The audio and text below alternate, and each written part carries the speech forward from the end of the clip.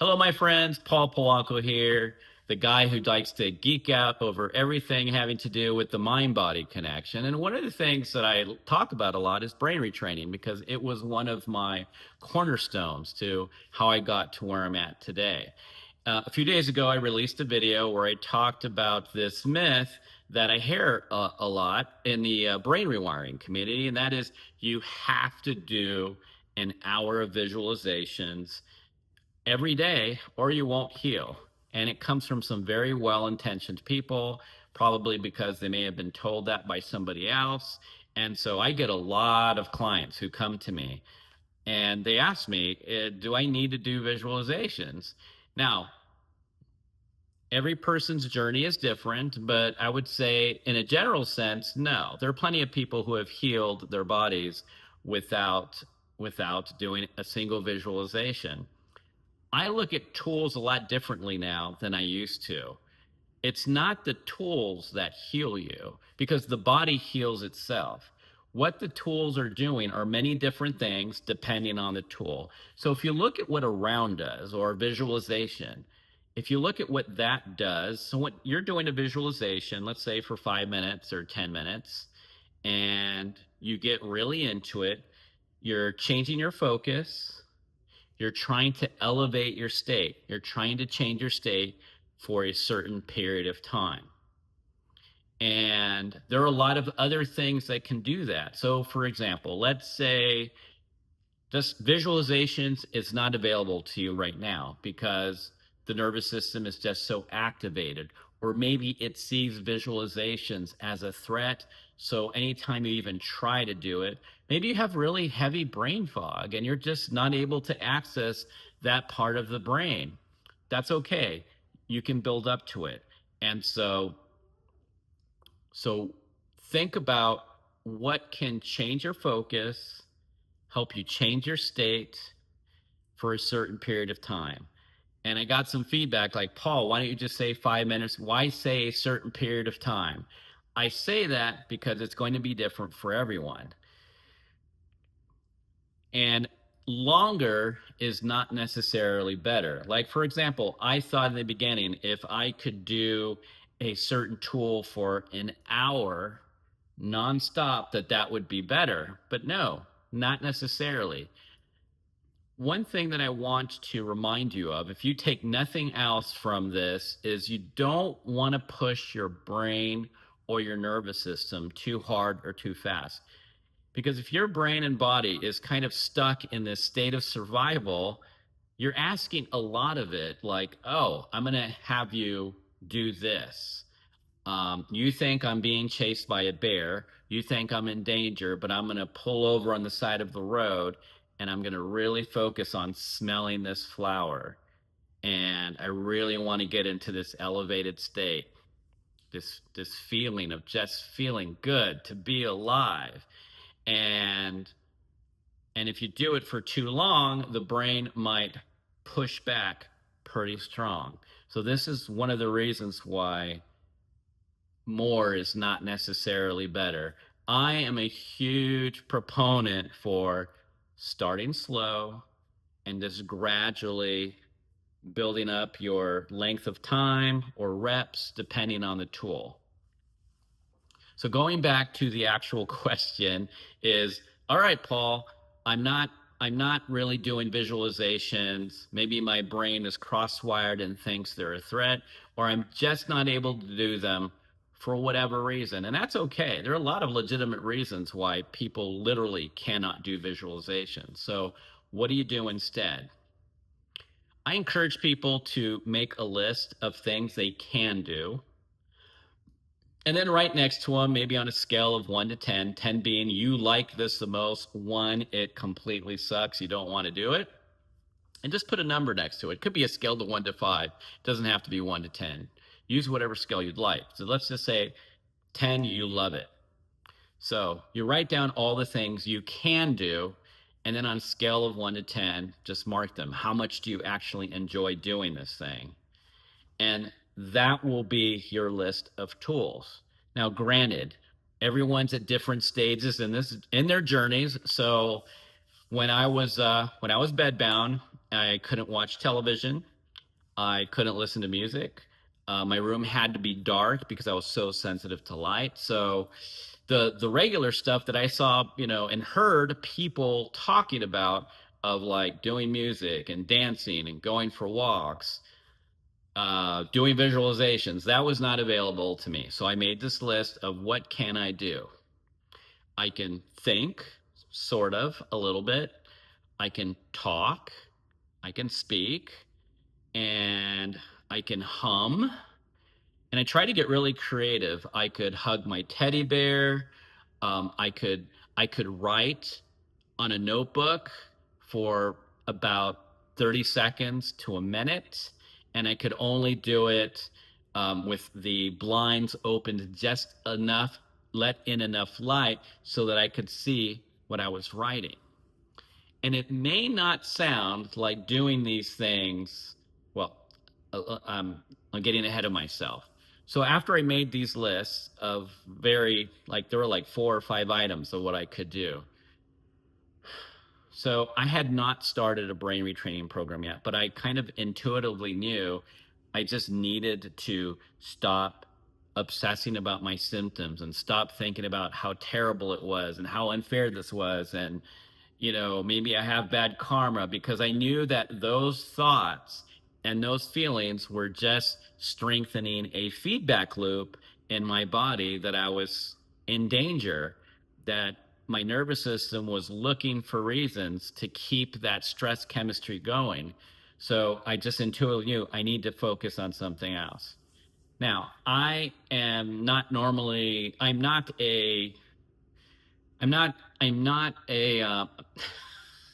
how do I say this? All right.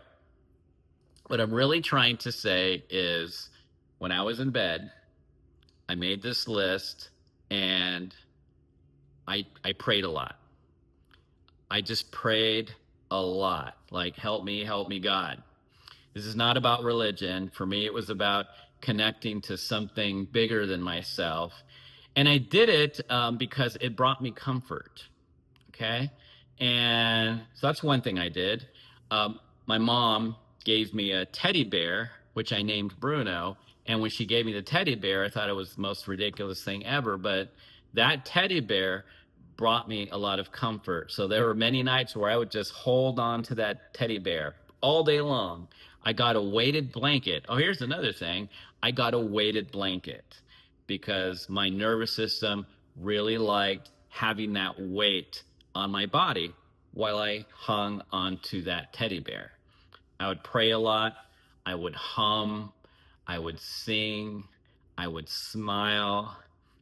I tell you, when you don't feel well, when you feel like your world is crumbling down, it's really hard to smile. I mean, it's simple. You just have to move these muscles. But when you're not feeling well, that's the last thing you want to do. But I did it anyway, because I knew that one of the simplest ways to send a signal of safety, to communicate to my nervous system and body, even though it was doing all these things, that I'm actually okay, smile. So I would smile. And I made it a point to keep a notebook, and I would add things as things came to me. And then I asked my family and the few remaining friends that I had, um, you know, like, I told them, these are my limitations. I can't do these things. What do you think I can do? And say they came up with some really great ideas. Some people said, why don't you try coloring book? Why don't you do crossword puzzles? I would do those things later when I had the capacity to do so, but it wasn't really all that available to me. But what was available to me is I could take a notebook and I could, write for a little while. But even writing for a minute was a big deal for me back then. So that's what I would do. I would write for a minute, and then I would just set it down, and I would go back to hugging my teddy bear. So, not doing visualizations, it's okay. You just want to find something else that's going to change your focus, because I know I know my mind went into 1,000 different directions. I had really strong, intrusive like thoughts, constant thoughts. It was very difficult for me to focus. It was very difficult for me really to do much of anything. But I knew if I just focused on these other things, where I changed my focus, I tried to change my state. I get a lot of questions about mood elevation, which is another way of saying state change. So in my present moment, let's, yeah, I feel like crap. I feel like crap right now. But focusing on how crappy I felt was creating more tension and stress in my body. So I say this a million times. I would never ask anyone to try and ignore their symptoms. That's not impossible unless you're like one of those Shaolin monks that trained for like 25 years nonstop on meditating and controlling your body. And those guys are able to do it. But most people can't do that. So I would never say uh, ignore your symptoms. That's just not possible for most people. What I am saying is when we're focusing on symptoms, we want to just practice changing our focus elsewhere. It could be really simple, and it could only be if 30 seconds is all you can do, then 30 seconds is what you do. If 10 seconds is all you can do, then you do that. And you can simply orient, like just look around your room if you can. Look around your room and look at the different textures, the shapes, the colors. Maybe look for things that start with A, things that start with B. How does the blanket feel on you? How does the mattress feel on your back? Now, if you were like me, where you can't have light on and it has to be dark all the time, then focus on what you can do. And for me, that was holding on to my teddy bear, talking to myself, saying reassuring words. And, I'm human. Some days I failed miserably at this, and I would swear like a sailor and say, this sucks, and it's okay. It happens. The important thing is you get back to what is going to change my focus, what's going to change my state, and for a certain period of time. And I also get asked, how many times per day should I do this, Paul? As many times as you can without overdoing it. How do you know if you overdo it? Just really listen to your body. I knew that for me that I could probably pray for like maybe 1 or 2 minutes at a time. And if I did it longer than that, certain symptoms would get stronger. So that was my window of tolerance. When I pray, if my symptoms really, or if I just got really tired, I would stop and I would take a break. So maybe I started with once a day. And then a few days later, I do it twice a day. Going slow is good for you. And I used to think that going fast and doing more was really what I should do. But knowing what I know now in hindsight, I was pushing too hard, which is understandable because I really did think my body was broken. I really thought my brain and my nervous system were attacking me. And it turns out that wasn't the case at all. It's just that my brain and my nervous system was doing exactly what it was supposed to because it thinks I was in danger. Some people say it gets stuck there. I don't even know if that's necessarily true. I just know that there's something going on in the brain and the nervous system. Maybe it's reliving something from the past. Maybe it's running these subconscious programs of Paul's not safe, Paul's not safe. There's a part of my brain that still thinks I'm 4 years old and I need protection from an adult. Whatever's going on in here, I'm feeling I'm feeling it in my body. And so it's very important when we have such little capacity, any capacity, but when we have really little capacity, is to try to change our focus. Change the focus, move it away from symptoms. You acknowledge that they're there. You're not ignoring them. Like, okay, they're there, but what are the stories that I am telling myself? Because it is those stories. Are they sending a signal of danger, or are they sending a signal of safety? And so I would ask myself, I'm telling myself this story, or my brain is telling me this story that I'm never going to heal, which I always found interesting because if I really truly believed I wasn't going to heal, I wouldn't even be trying. So certainly there was a part of me that didn't believe I would heal, but there was definitely a part of me that did believe in it, because then why would I seek out a brain retraining program? Why would I do these things to try to help my body feel safe? Now you'll notice I didn't say to feel calm. Feeling calm is great, and it definitely can be a sign of regulation, but I don't really focus on the calm aspect of it, because the nervous system has to go through what it needs to go through. And so you're using your tools to communicate back to it in a language it understands. Like, hey, I'm okay. I'm fine. I'm fine. And so sometimes the nervous system has to express itself. And so that's another thing. I didn't do this in the beginning because I didn't know about it, but one of the things I did a lot later on was I just did a lot of this. People call it havening. You can call it self massage. One of my favorite exercises, even today, I rub my hands together and just start from the forehead and go down the side. Go like this. There's a lot of nerves in the face, there's nerves in the hands, and there's nerves right here. And just simply doing this over and over and over again. Certainly it can bring comfort, but what I'm doing right now is I'm just communicating with my nervous system.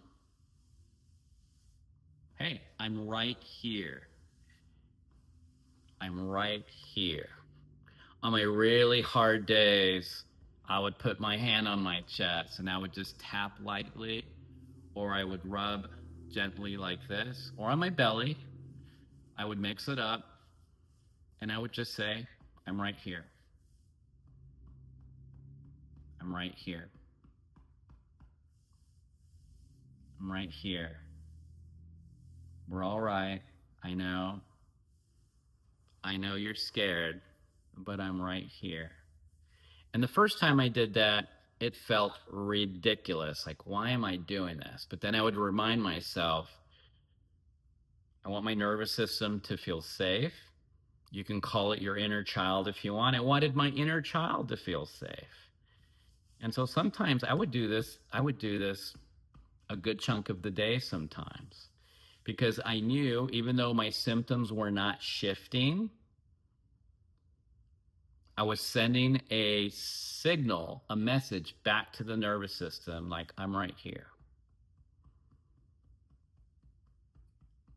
I'm right here. One of the questions or one of the messages I get a lot of, in fact, I get these almost every day, is, hey, I'm doing this, I'm doing this. I've been doing this for years. I've been doing somatics. I've been doing tapping. I've been doing journaling. I'm not seeing any improvements. And that's really a topic for another video, but I brought it up because, remember, if the symptoms shift when we use a tool, that's a bonus. But most of these tools, in my opinion, you're using these tools to communicate back to your brain and your nervous system. You're using these tools to interrupt the survival pattern that your brain and your body is playing. What do I mean by survival pattern? It's just, it thinks you're in danger. It really is trying to feel safe.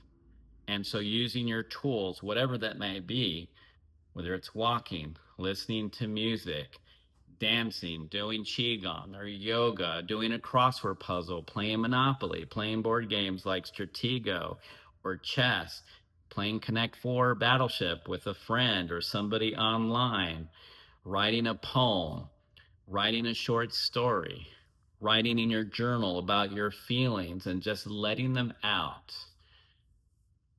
You're interrupting that pattern. So, going back to the beginning of the question, what should you do if you're not doing visualizations? Do something that's a good substitute, something that will change your focus, something that will change your state or elevate your mood, and you do it for a certain period of time.